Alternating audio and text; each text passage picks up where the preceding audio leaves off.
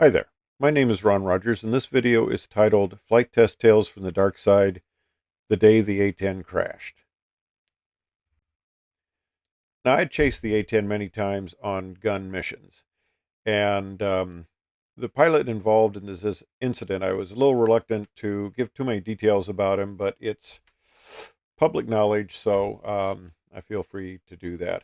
Rusty was the pilot on this mission. Now, I chased Rusty before and the other pilots on these gunfire missions with the A-10, and they used the T-38. That was the airplane I chased it in because we had better photographer capabilities in the back seat. And it was interesting to chase this aircraft because, first of all, I have a swept wing, small. He has a very big straight wing, and, and he could outturn me amazingly. So it was hard to stay with him in the pattern. And when he fired that gun, that GAU-8 is so amazing that it actually shook my aircraft. And the first time I was chasing him on a gunfire mission, I thought I was being hit by something because it was shaking my aircraft so violently. But the mission I want to talk about was an incident that occurred on a Thursday, the 8th of June in 1978. I was officer in charge of current operations in the command post that day. That's the facility that coordinates all the range activities, and it's the focal point of the base flight test activities. This mission, they were going up to the gunnery range, which is about 17 miles east of Edwards up there, and Rusty was making several passes on the gunnery range, and each pass they expended about 100 rounds, which is roughly a 1 second burst. And on his fourth pass, they had a gun gas ignition in front of the aircraft. He essentially had a fireball that occurred in front of the aircraft. It went back and it wiped out both engines. Rusty said he saw the TIT on both engines going over red line. Didn't have the APU running at the time. He was 2,000 feet above the ground, and it was essentially there was no way he could get the engines restarted in time, and he feared they were probably trash anyway, so he punched out.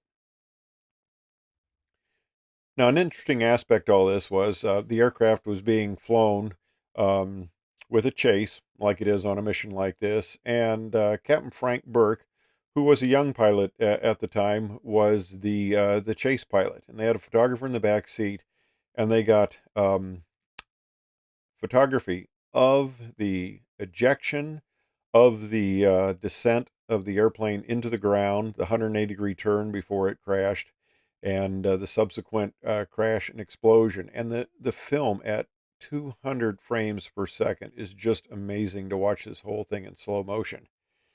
Now, the chase pilot was Frank Burke, and this is Frank Burke later on when he was in command of the B-1 test force out there. Frank had a very distinguished career, but unfortunately, he was killed just shortly after retirement, working for a civilian contractor, um, testing a trainer over in Germany, Munich, Germany, I believe. The uh, the South Base facility is now named the Burke Flight Test Center. Now, as I said, I was officer in command of the command post, and we got the call that the airplane had crashed. Rusty had successfully bailed out, but he was injured. So I scrambled the rescue helicopter, a UH-1N that we had, and it went out to the site to take Rusty, pick him up, and take him to a hospital in Lancaster. Now, during the ejection sequence, he broke his neck, and he thinks that probably what happened was the fact that he had a little tape recorder on the side console there plugged into his intercom, the hose, the little cord off of his microphone, off his face mask. And when he went up, and you can see it in the ejection sequence, that as the seat just clears the canopy rail, his head jerks down. And of course, that's when the rocket motors really start to fire, and that whole thing broke his neck. And so he was put in this facility, and it was kind of interesting. The nurses said they weren't used to seeing somebody in such good shape. Typical of an Air Force pilot. He was in very good shape, and they also were laughing that all the people who came to visit him were in very good shape. But he was told that he would never fly again.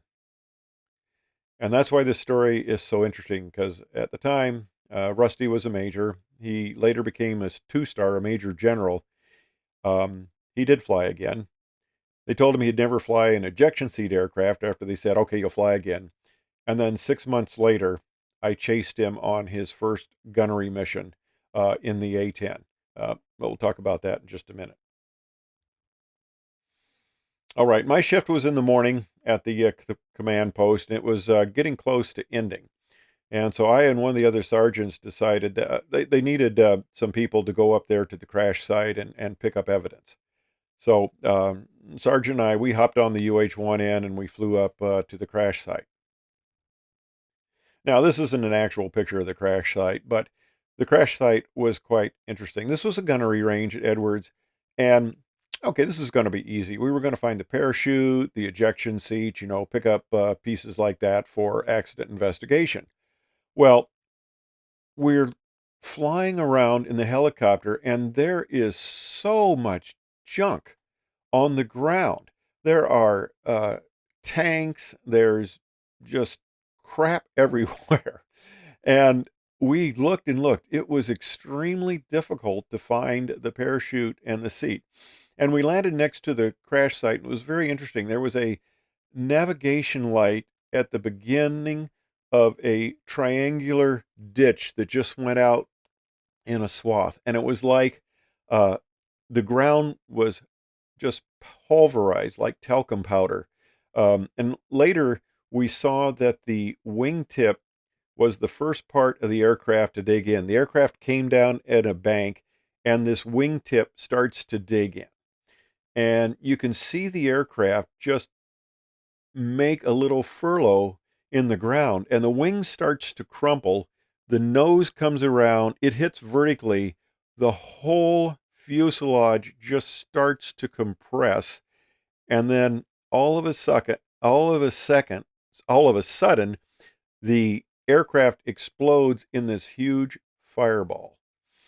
And it was just amazing to see. The only thing that we found large and intact were the two vertical rudders. They were in the crash site. Everything else was just destroyed.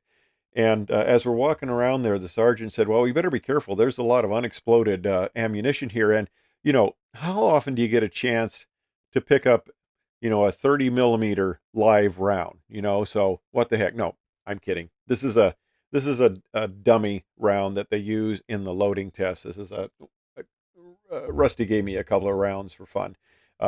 He also has a slight digression here. He has the canopy bow with his name. It was in his office at the time. But we went out there. We picked up what pieces we could, and we came back.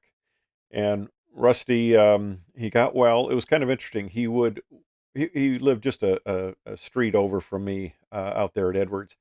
And he and his wife would walk around in the evenings. It was, of course, we're in the Mojave Desert. It's very hot during the day, but it cools off in the evenings, and so everybody goes out for a walk.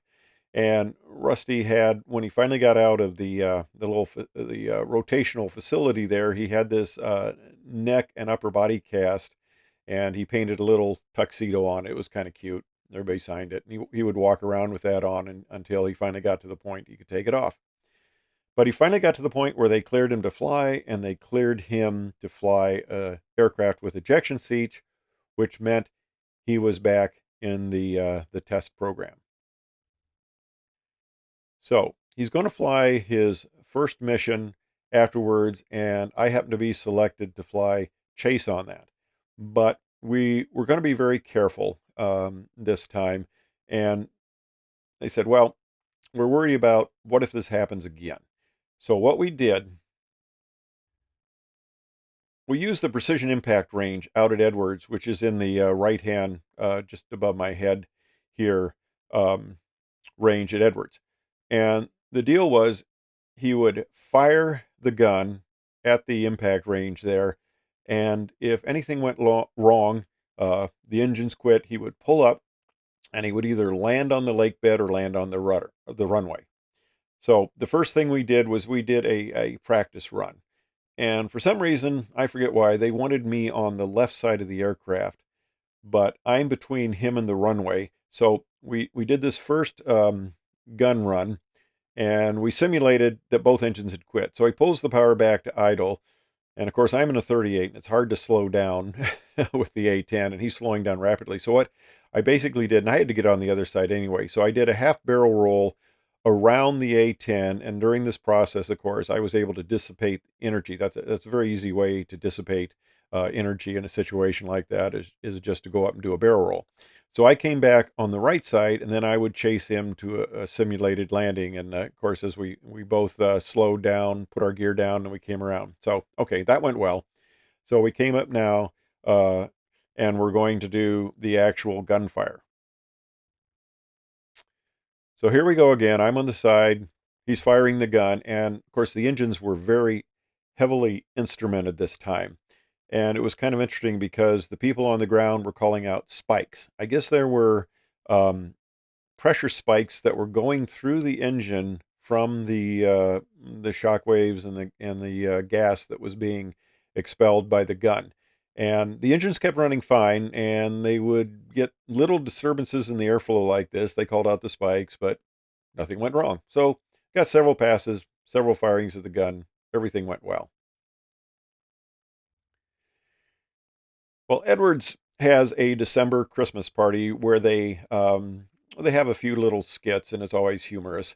And one of the skits they had, this isn't the picture they used, because the picture they used was the actual from the flight uh, safety chase, where they had the gas actually burning as a fireball in front of the aircraft. And they made the little joke that this was a new advanced aircraft that was so fast that it needed a retro rocket to slow down from hypersonic speeds. So that of course got a good laugh.